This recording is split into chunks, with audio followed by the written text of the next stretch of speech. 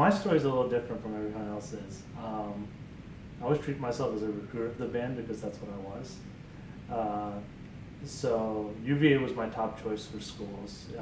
I wanted to come here as soon as I saw it, and visited the previous years. And really, what happened was, and the story is still amazing. I got waitlisted to the university, and essentially I got a call from. I was interested in band, and I had talked to Bill Pease before. Said, hey, just to show me around, and he knew I had an interest in the band. He knew I was a tuba player, and the marching band had just been around for 1 year at this point, and they were looking for more tuba spots to fill. And he said, we'll see what we can do in admissions. If we get you in, will you do band? I said, of course. So, thanks to God, I mean, really, something came through, an opening came, and they got me in. And so my fate was almost locked with band, but it was great. That's really how I started in band, and it's still a great story to tell. My first memory was, I had met with the directors before, but really the first memory of my time with the CMB was when I walked in, very first day of band camp, and we used to be at the English Inn back then, and I walked in and everyone was clapping. It was just surreal. I thought I was in the wrong place, because there's the double doors, I remember, that opened, and I walked in and just all these people clapping and cheering, hey, welcome. I was like, what is going on? My dad almost turned around at the door. I thought I was in the wrong place, but no, it was amazing. Everyone was so friendly. To have that sort of a welcome, like, really, that was the beginning of my college career, and that being the welcome. And there's very few people have the chance to have something like that. It was like a match made in heaven. It was, the CMB was, it impacted my, it was amazing. I think I felt as soon as college started for me, I felt like I'm already a huge part of EVA. There's an experience you can have is really just being a student here, but really feeling like you're a part of something. I had that the first day going into school because of the CMB. In terms of college, it really, for me, I think right now my career requires, and I have a sort of a busy lifestyle, and it requires to have a lot of discipline, and honestly CMB helped me have that. Because I always had to manage doing the band with everything else I did, and it helped me discipline myself to do those things, and it gave a balance in my life,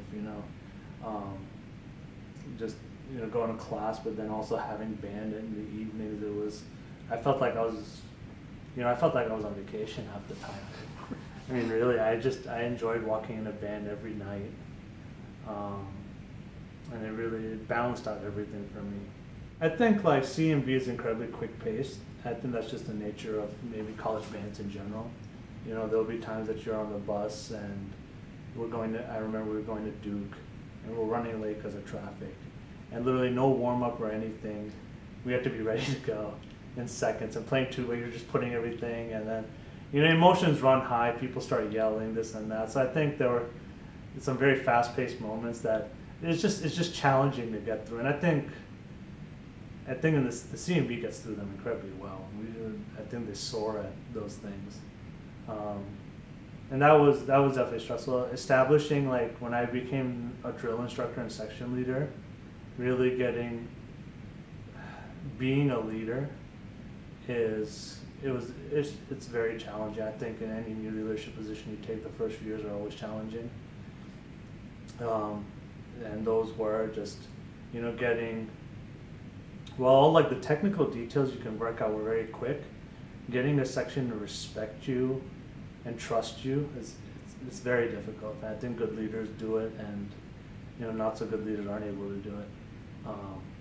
So that was a challenge in itself, and I think through my whole leadership career with CMB, it was a learning experience, top to bottom.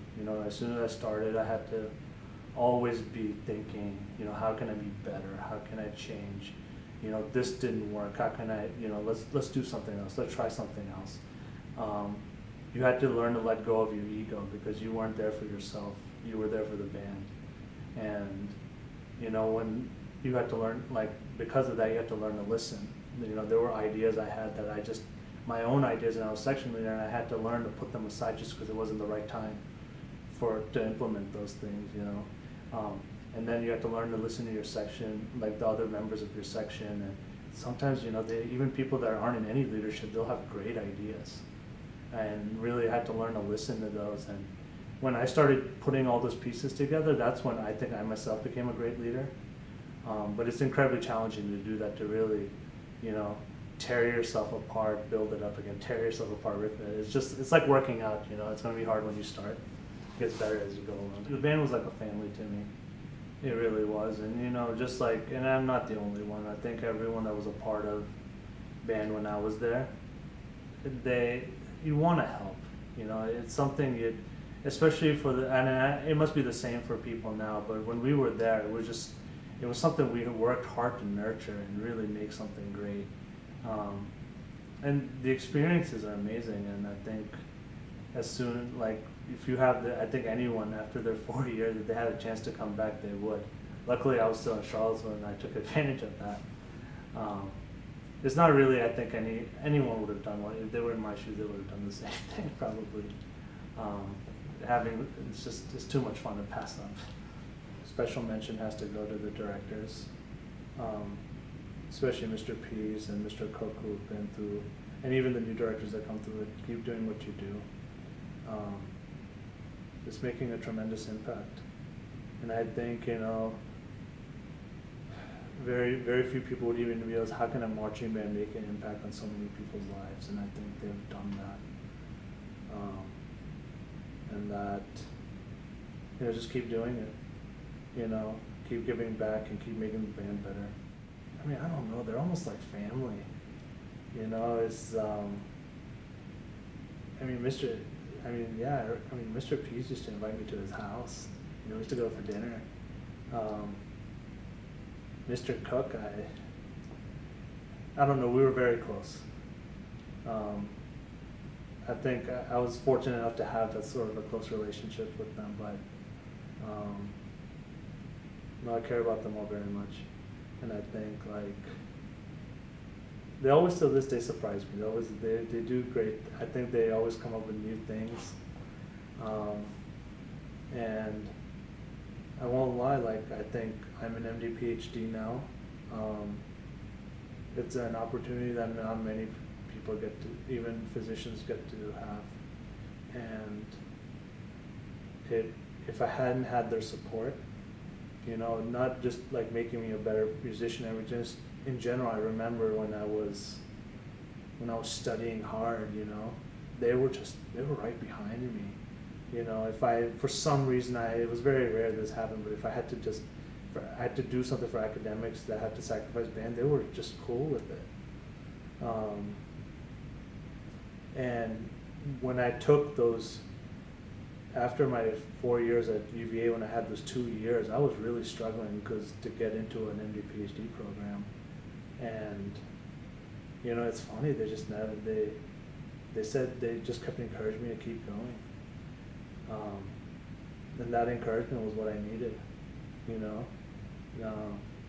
Mr. Pease definitely taught me. He's one of the things I'll never forget is I'll say the very first time I applied to medical school, even with my academic record, I didn't have any success going to his MD PhD programs, and then Mr. Pease came up to me saying that, look, good things happen to good people.